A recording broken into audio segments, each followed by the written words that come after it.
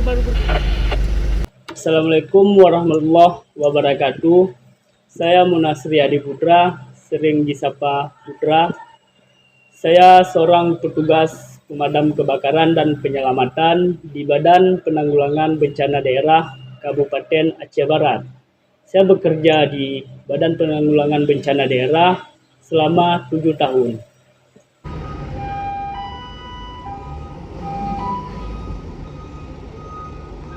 Mungkin kalian mengira keseharian saya di kantor pemadam kebakaran ialah rebahan, tidur, makan, dan sebagainya. Tapi tidak seperti yang kalian bayangkan, bahwasanya menjadi seorang petugas pemadam kebakaran itu harus punya yang namanya tanggung jawab. Tanggung jawab terhadap alat, tanggung jawab terhadap bencana. Bencana apa saja yang akan datang pada saat jam bertugas. Adapun di pagi hari saat kami bertugas, kami tidak lupa pula untuk memastikan dan mengecek kembali alat-alat yang akan kami pergunakan seketika terjadinya bencana. Karena kalau masalah bencana tidak ada yang tahu dan tidak ada yang meminta, apalagi kebakaran pemukiman. Kan tidak ada dari masyarakat yang berdoa supaya rumahnya kebakaran. Tapi oleh sebab itu kami sebagai seorang petugas pemadam kebakaran, kami harus siap, harus sigap dalam menangani kebencanaan yang datang seketika waktu pada saat kami bertugas.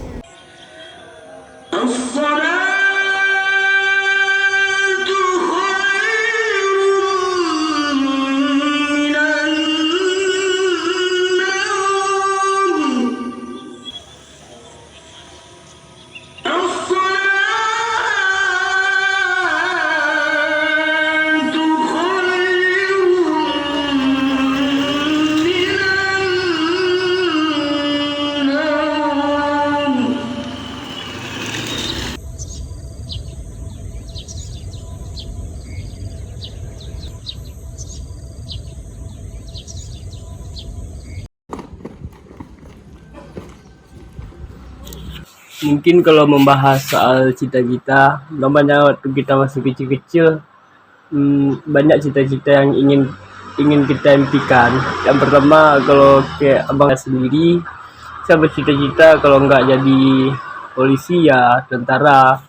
Cita-cita pas masa kecil. Tapi setelah tamat SMA, saya memutuskan untuk tidak melanjutkan kuliah dulu pertama. Setelah itu dipikir-pikir, daripada saya nggak tahu ngapain, jadi timbullah usulan dari orang tua saya, coba masuk ke kantor pemadam dulu. Di situ saya ragu, saya mengatakan kepada orang tua saya, nggak mau, saya nggak mau masuk di kantor pemadam, saya nggak kepengen masuk di kantor pemadam. Tapi orang tua saya tuh langsung mendorong, kayak mendukung, coba aja dulu di kantor pemadam, karena nanti kalau emang nggak nyaman ya udah cari kerja lain. Kalaupun pengen kuliah ya udah berhenti kuliah gitu. Setelah itu saya memikirkan kayak apa yang dikatakan oleh orang tua saya, ada benarnya juga. Karena nanti ujung-ujungnya saya juga bakal cari kerja, dan kalau emang saya udah niat kuliah ya pasti bakal kuliah. Maka dari situ ya saya memutuskan, saya coba aja lah, lempar lamaran ke kantor pemadam. Itu saya lempar lamaran ke kantor pemadam. Alhamdulillah saya dipanggil di kantor pemadam. Ini dengan modal nol nih saya di kantor pemadam. Memang nggak bisa apa-apa karena kita baru tamat SMA. Jadi ya pada saat masuk kantor pemadam, disitulah saya mulai belajar dan terus belajar. Akhirnya saya mengetahui bahwasanya tuh di kantor pemadam tuh tidak seperti apa yang orang lihat. Kalau orang belum merasakan, mungkin orang mengatakan ya kerja di kantor pemadam ya tidur-tidur aja. kalau nggak ada kebencanaan. Tapi pas saya sudah berada di kantor pemadam nggak seperti itu. Banyak pengalaman-pengalaman dan banyak ilmu, banyak contoh-contoh teladan dari abang-abang senior, bapak-bapak dan juga kawan-kawan. Mereka mengajarkan hal-hal yang positif. Mereka juga memberitahu cara kita berpikir dewasa, di mengasih tahu cara bersosialisasi, bagaimana cara memanusiakan manusia yang lain itu bagaimana. Banyaklah hal-hal yang mungkin belum dapat di kantor lain. Kalau di kantor lain kadang nggak dapat ilmu seperti itu, tapi di sini kami diajarkan hal-hal seperti itu. Maka dari situ saya timbul kayak rasa senang, nyaman, karena kerja di sini bukan sebatas kerja aja, tapi kami kayak membangun suatu keluarga di sini. Maka dari itu akhirnya saya memutuskan, ya udahlah saya menetap aja di sini, karena saya udah mulai merasa nyaman dengan rekan-rekan kerja pun udah kayak seperti abang sendiri, kalau yang tua-tua udah kayak ayah sendiri. Maka saya kayak bertahan aja lah di sini, walaupun orang mengatakan masih muda loh, ngapain nggak cari ke kantor-kantor lain yang lebih penghasilan lebih tinggi lah.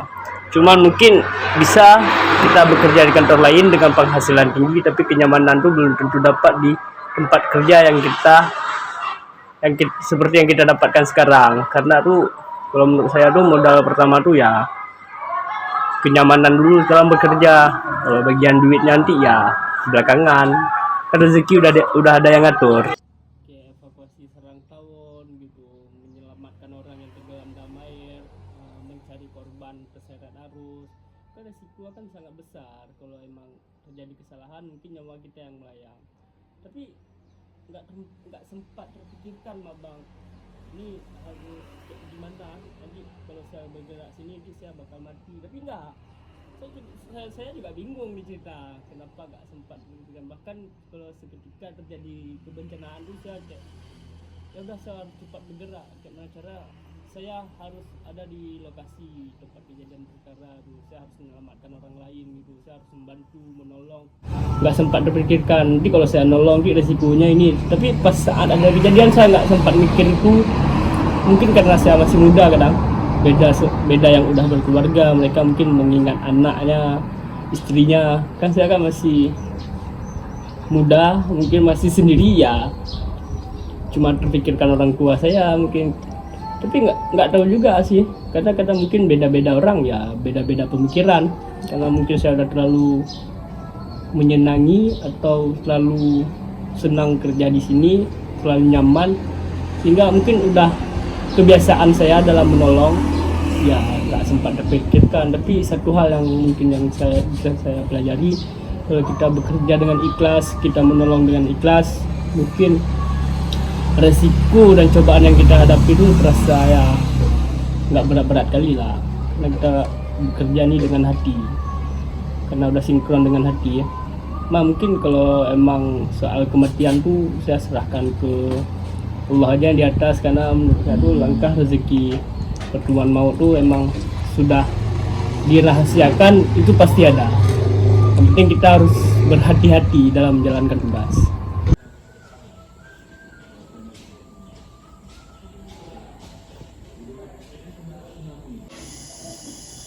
Ada beberapa kejadian yang menurut saya itu janggal, seperti kejadian di Sungai Merubo, biasa disebut Kung Calok.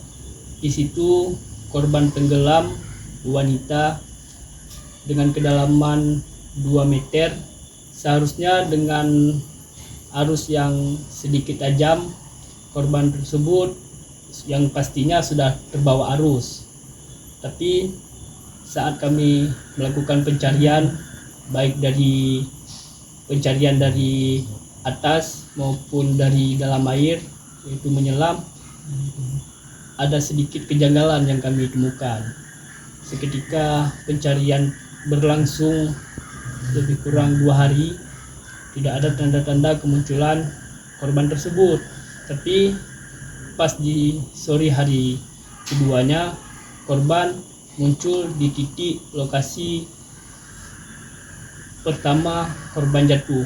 Itulah yang timbul tanya kenapa bisa. Sedangkan pada saat kami mencari, bahkan di titik lokasi korban tersebut jatuh, kami sudah mengupayakan semaksimal mungkin untuk mencari korban tersebut pada saat jatuh di titik lokasi tersebut, tapi tidak ada tanda-tanda kemunculan korban tersebut. Adapun korban selanjutnya mengenai anak-anak nih, kami menemukan informasi dan kami diinformasikan oleh warga setempat bahwasanya anaknya nggak pulang selama 2 hari. Jadi kan dari pihak keluarga meminta bantuan kepada kami untuk mencari korban tersebut, dan kami pun tidak tahu harus mencari kemana karena korban tersebut tidak pulang selama 2 hari dan nggak tahu arah perginya kemana. Cuma pihak keluarga mengatakan anaknya pergi main-main sama kawannya. Di hari ketiga dan keempat kami mendapatkan laporan dari warga setempat di pesisiran pantai Suwani bahwasanya telah menemukan satu jasad korban anak-anak yang terseret arus yang sudah dibawa ke pinggir pantai. Jadi kurang entah udah 4 hari lamanya jenazah tersebut. Pada saat kami evakuasi jenazah tersebut, pas kami ngangkut dari pasir, kami evakuasikan ke mobil ambulan rapi. Bahwasanya tuh jasad korban tuh sudah melekat dengan pasir-pasir di pantai, sehingga pada saat kami mengevakuasi jenazah tersebut, bahkan kami kesulitan dan harus berhati-hati karena kalau salah sedikit langkah yang kami lakukan, jasad tersebut akan robek dan akan meninggalkan bekas-bekas kulitnya di pasir tersebut. Tapi kami berupaya semaksimal mungkin untuk mengangkat jenazah tersebut supaya tidak ada dari badan ataupun dari organ tubuhnya yang tinggal di tempat penemuan korban tersebut. Bahkan saat kami mengangkat jenazah tersebut, ketika kami mengangkatnya rambutnya semua rontok, tinggal di pasir yang udah melekat sama jasad tersebut. Tapi kami berupaya mengambil semaksimal mungkin dan akhirnya semua jasad korban kami angkat.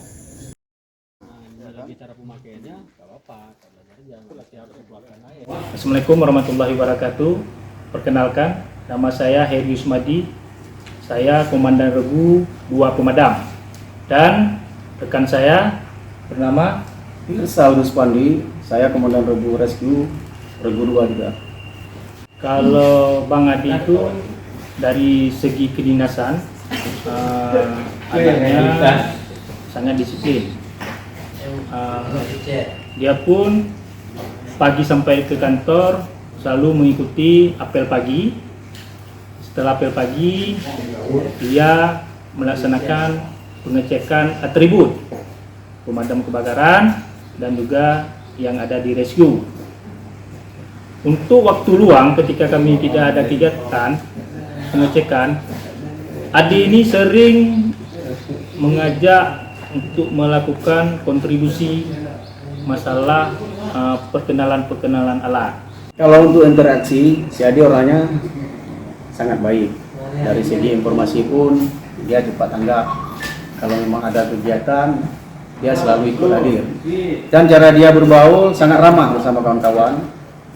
Kalau ada lagi ngumpul-ngumpul, ya kan, itu selalu dia bergabung bersama rekan-rekan semua.